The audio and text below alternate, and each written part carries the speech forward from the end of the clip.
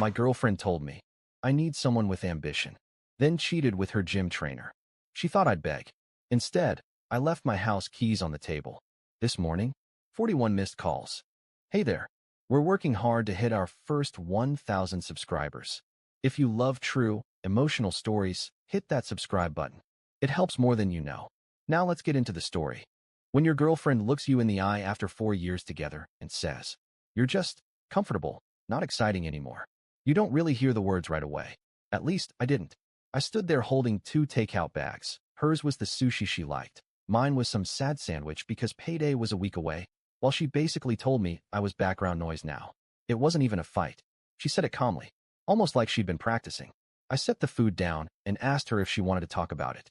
Emily smiled, and said, there's nothing to talk about. Then she grabbed her purse and said she was meeting her friends for a girls' night. Except girls' night didn't wear high heels and fake eyelashes like that.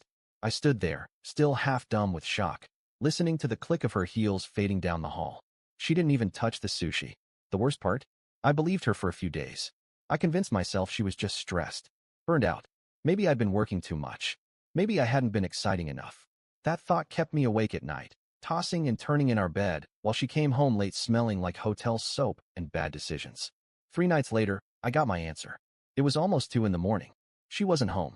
Again, I lay there staring at the bedroom ceiling fan spinning lazily, wondering if I should call her, when my phone buzzed. Marcus, my best friend since college, sent a text. Bro, I think you need to come down to Green Avenue. Like now. No explanation. No follow-up. Just a street name. I threw on a hoodie and jeans and got in my car. When I pulled up to Green Avenue, there was the gym where Emily worked out. It was closed. But the building next door? Some new luxury loft apartments. Lights were on. And there, standing at the window, lit up like a stage, was Emily. In Tyler's arms. Tyler, the personal trainer who always called her champ and posted thirst traps on Instagram like it was a full-time job. Tyler, who Emily said was just a buddy she trained with to stay motivated. They weren't training. They weren't doing anything close to PG. I sat there gripping the steering wheel so tight it hurt. I wasn't even angry yet. Just hollow, like something punched straight through my ribs and kept pulling. Marcus pulled up behind me. I saw him in my rearview mirror, walking up to my car, knocking on the window. When I rolled it down, he just said, man, I'm sorry. I nodded once. Didn't say a word. Drove off before they could spot me. I didn't go home. I didn't answer Emily's 3 missed calls later that night when she realized I wasn't in bed. I just sat in the empty parking lot of a closed Waffle House for 3 hours, thinking. And somewhere between 4 and 5 a.m., with the smell of stale coffee hanging in the air and my phone buzzing nonstop in my pocket, I realized something. I wasn't going to give her a single tear or a single fight she could twist back on me later. No, if she wanted excitement, she was about to get the most exciting exit she had ever seen. One she wouldn't come back from. The next morning, Emily acted like nothing had happened. She made coffee. She hummed while scrolling through her phone. She even kissed me on the cheek like she was some sitcom girlfriend who loved her man. I let her. Because if there's one thing you learn fast after getting blindsided like that, it's this. Revenge works better when they think you're too stupid to notice. So I smiled. I sipped the coffee she made. I asked about her plans for the weekend. Meanwhile, inside, I was quietly making lists. First order of business? Money. Our accounts were joint. Mostly because I'd been paying most of the bills while she found herself the past year after quitting her job to focus on personal growth. Translation. She spent her days taking hot yoga classes and brunching with friends who encouraged her to never settle. By noon, while she was in the shower, I moved my direct deposits to a brand new account she didn't know existed. I also quietly removed myself from every automatic bill linked to our address. Rent? My name off. Utilities? Off. Car insurance? Gone. Phone plan? Transferred out. I wasn't stupid enough to confront her without an exit strategy. I was going to cut myself out of the sinking ship while she danced on deck thinking everything was fine. Next up, property. The house was a rental, technically under my name because my credit was better. I gave our landlord, Mr. Doyle, a call, explained that personal circumstances were making me consider moving. Mr. Doyle was a tough old guy who didn't care about personal drama, but when I told him I wanted to end my lease early and had a new job lined up across the state, he agreed to let me quietly terminate in exchange for finding a replacement tenant myself. No problem, I said. I already knew someone who needed a place.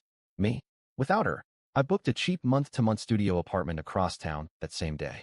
Nothing fancy. Mattress on the floor, second-hand couch, a fridge that groaned when you opened it, but it was mine. No memories. No fake kisses. No lies. After that, I moved to the final step, the paper trail. Because Emily wasn't just reckless. She was stupid. She'd left her laptop open more than once. I'd seen her Facebook DMs with Tyler. Half flirty, half whiny messages about how she felt trapped and how Tyler made her feel alive again. Pathetic, but useful. I screenshotted everything. Emails, texts, DMs, even one absurd message where she told Tyler, "He's so nice it's boring. I need someone who can take control." Yeah, sure. Good luck with the guy who can barely manage to spot you correctly on a bench press. By the end of the week, I had everything backed up twice, on a thumb drive and in a cloud folder, just in case. Meanwhile, Emily kept playing her part. She came home late, made up stupid excuses, picked fake fights to make herself feel justified. One night, she even accused me of being emotionally unavailable because I didn't want to stay up talking about her dreams at 3 a.m. I didn't argue. I apologized. Told her she was right. Told her I loved her. Told her we should take a trip soon to reconnect. She beamed. Hook, line, sinker. And while she daydreamed about expensive vacations and new adventures, I was setting up the final play. The one that would leave her exactly where she deserved to be. Lost, broke, and alone. Because if Emily wanted a wake-up call, she wasn't going to get it from some heartfelt conversation. She was going to get it from a cold, hard, sudden silence she couldn't explain away. And it was coming a lot sooner than she thought. I picked the weekend carefully. Her birthday was coming up.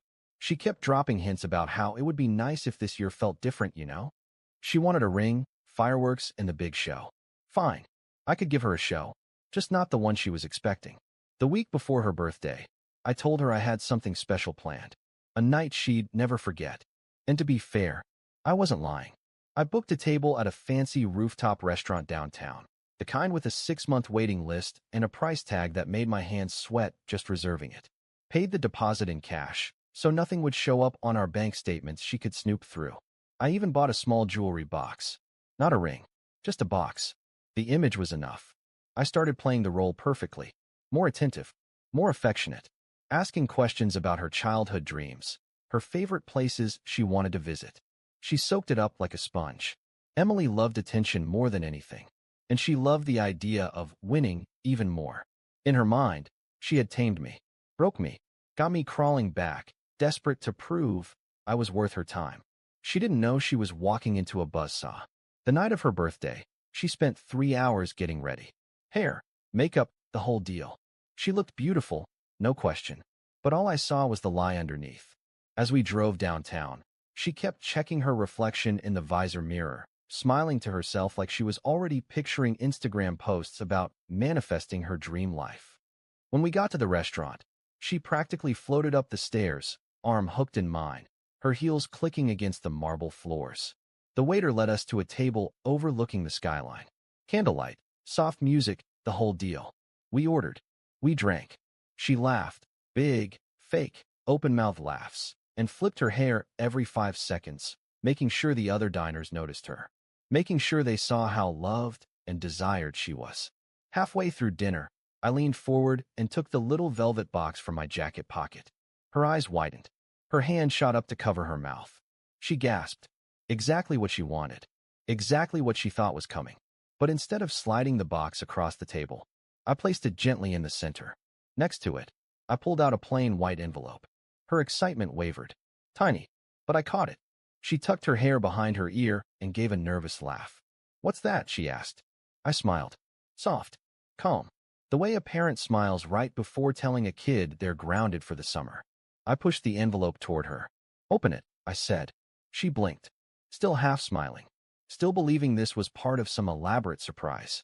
She slid a manicured nail under the flap and pulled out a sheet of paper. Not a love letter. It was a termination letter, a formal document releasing me from our lease, my forwarding address, and a bullet-pointed list of the accounts she'd no longer have access to, effective immediately. She frowned, reading faster now, flipping the page over like maybe there was a joke hidden somewhere. There wasn't. "Jake," she said slowly, voice tightening, "what is this?" I shrugged. "You wanted excitement. You said you needed something different. So I'm giving it to you." The color drained from her face. For the first time in months, she wasn't the one in control. She opened the box with trembling fingers. Inside was a key. Not a ring. Not a promise. Just a plain silver key. To the storage unit where all her stuff now sat. neatly boxed and labeled, waiting for her. I watched realization dawn behind her eyes like a slow-motion train wreck. "You can't be serious," she said. Louder now, drawing looks from nearby tables. I picked up my wine glass, sipped once, set it down carefully, then stood up. "I paid the check in advance. You'll find a cab waiting downstairs. Good luck, Em." And then I walked out. I didn't look back even when I heard her chair scrape loudly against the floor and the beginnings of her voice rising in panic. The cool night air hit me like a wave as I stepped outside. It felt better than any vacation ever could. By the time she realized what hit her, I was already miles ahead. And for the first time in a long time, I felt alive again. The thing about people like Emily is that they don't just lose quietly. They flail. They scream. They claw at anything they think might still be standing. It started about an hour after I left her at the restaurant. My phone lit up like a Christmas tree. First, it was a few confused texts. "Jake? What is this? Where are you? Is this a joke?" Then the call started. First one, then 3, then 7. By the time I got back to my tiny new apartment, she'd called me 14 times. I didn't answer. I sat on the secondhand couch, kicked off my shoes, and cracked open a cold beer. Put on some background music. Watched the missed calls rack up. At some point around midnight, Marcus called. When I answered, he was laughing so hard he could barely get the words out. "Bro, she's blowing up my phone too. She even called my girlfriend asking if she knew where you were." I just chuckled. It was almost too easy. Because Emily wasn't just panicking about losing me. She was panicking about losing the lifestyle. The rent she didn't have to cover. The groceries magically stocked in the fridge. The utilities that just worked. Now she had nothing but the clothes on her back and a handful of useless apologies.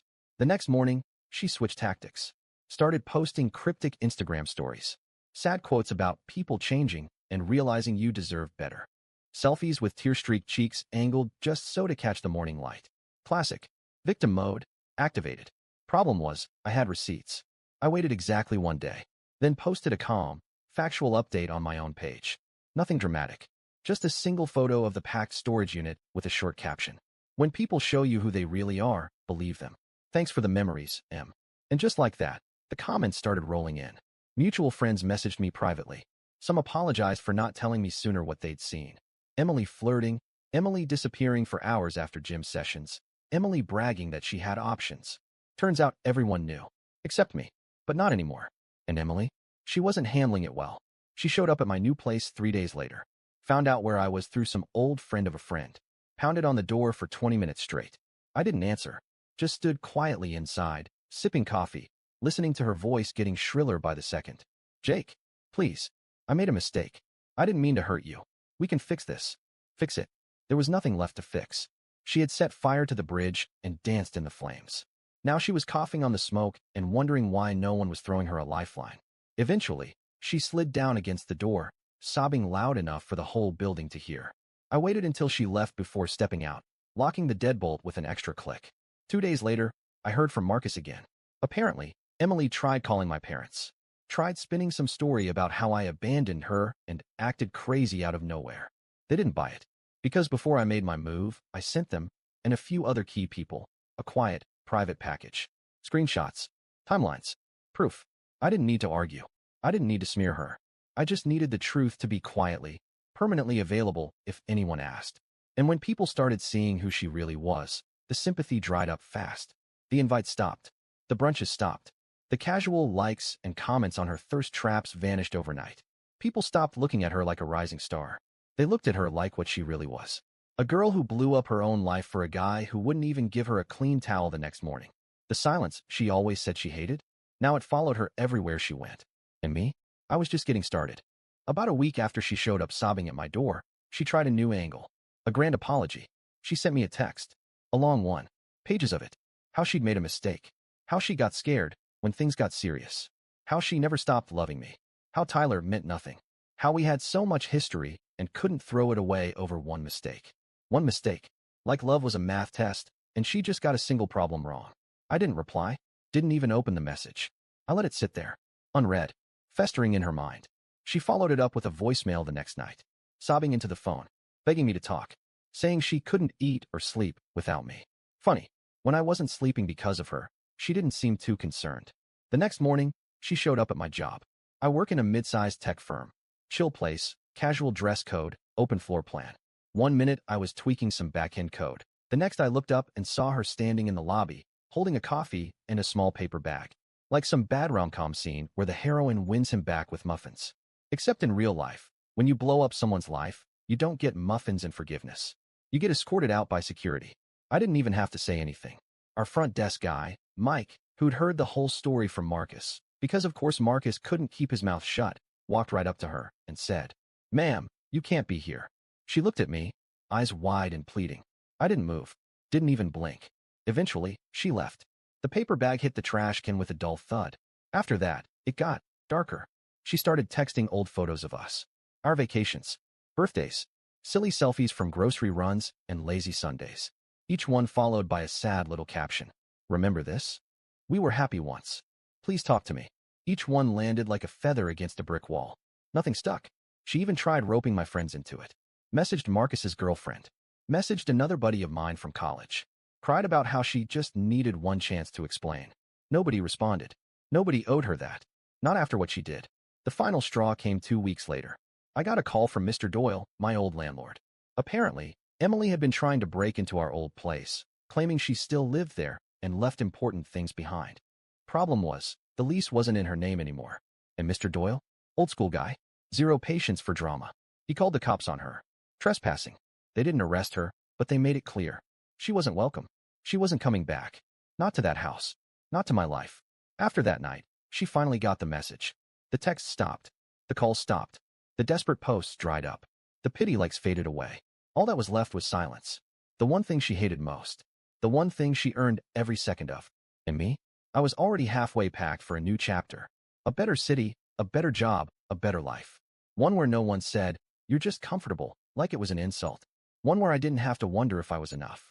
I was enough. She wasn't. It wasn't planned. If I'm honest, it almost felt like the universe giving me a little gift. It was about 3 weeks after everything went down. I was running late for work. Traffic was a nightmare. So I cut through an old side street I hadn't driven in months.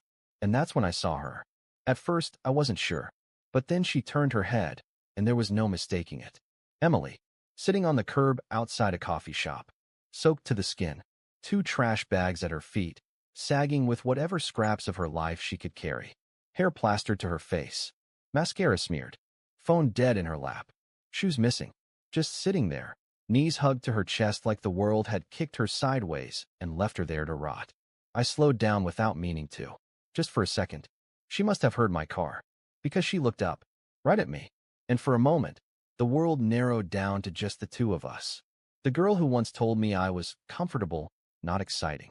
The girl who once looked past everything I gave because she thought there was something better just out of reach. Now she was the one reaching, and there was no one there to catch her. Her mouth opened, maybe to call my name, maybe to say sorry again, maybe just to beg. I'll never know, because I didn't stop. I didn't pull over. I didn't even roll the window down. I just looked her dead in the eye, shifted gears, and drove on. No second chances. No final dramatic scene. Just quiet. Beautiful, clean, peaceful quiet.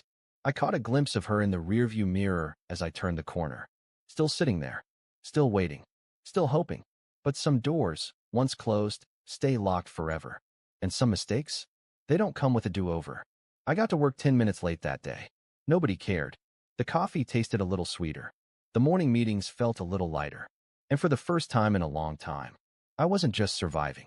I was living. And that's the story. If you're still here, that means you're one of us. So go ahead, hit that subscribe button. I drop new chaos every single day, and trust me, tomorrow's story, it's even worse than this one.